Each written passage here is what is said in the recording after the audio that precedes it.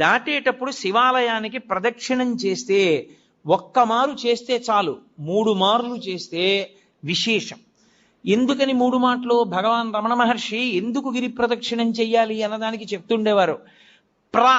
అంటే మీరు ప్రదక్షిణం చెయ్యడానికి కాళ్ళు కదుపుతుంటే మీ పాపములు కాలిపోతాయి.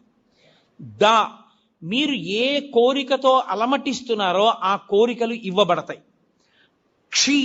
మీరు ఏ కోరిక లేకుండా ప్రదక్షిణం చేస్తుంటే అంటే జన్మ జన్మాంతరములందు చేసిన పాపములు కూడా కాలిపోతాయి. ఆఖరి ఊపిరి దగ్గర పాపపుణ్యములు లేని స్థితి కల్పించి మోక్షం ఇవ్వబడుతుంది. ప్రదక్షిణం, అందుకు శివాలయ ప్రదక్షిణం వచ్చింది.